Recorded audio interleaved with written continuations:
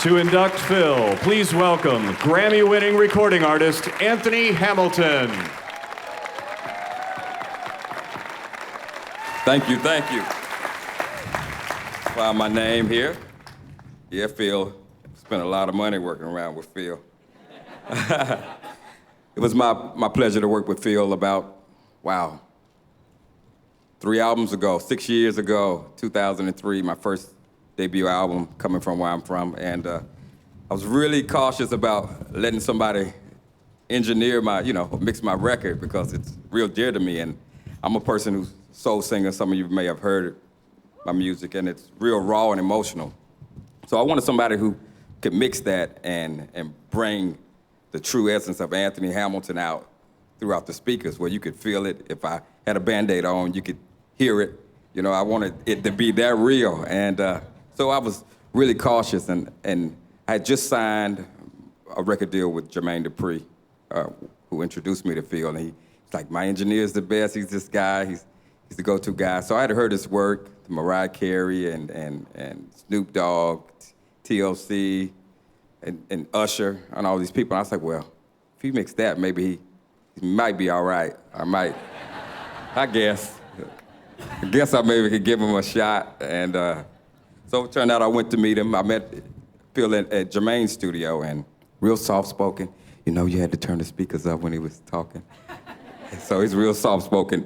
But he's really a kind spirit and someone who really respects your judgment and your vision. And I really took that to heart. And becoming a friend of Phil has been even more amazing. Not only does he mix my records, but he's somebody if I needed to call him last minute and need something, hey, could you MP3 me something? I lost it, or I got to do a show, David Letterman or whatever it may be, and I need you to really get something. He'll stop what he's doing for a minute and try to find it. And I really appreciate that. And working with him over these years, it seems like it just gets better and better. And my albums are now starting to sound better because I leave them alone. I don't go in this. I usually go in there. Now, turn that down a little bit. And we happen to like some of the same songs on the album too, so that makes it special. And I wrote a few things here. I'm gonna put some dirt out on Phil. I'll tell y'all. I was waiting on that.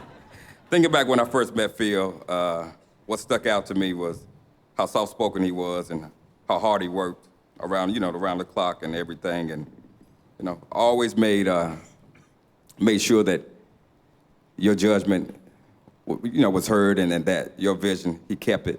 Quietly speaking, he would let you know that if you were suggesting something that was kind of not going to work, I was like, okay, Phil. And he also taught me that when you're in a room with a lot of loud speakers, if you talk softly on a different frequency, you can get your point across. So I use that, Phil, when I'm in the parties and stuff. I kind of talk softly. But I don't want to take up too much time. I've had a great time and a successful career, and I owe a lot of it to Phil Tan for mixing my record and making everything sound really sweet. So without further ado, I want to bring Phil up, Mr. Phil Tan.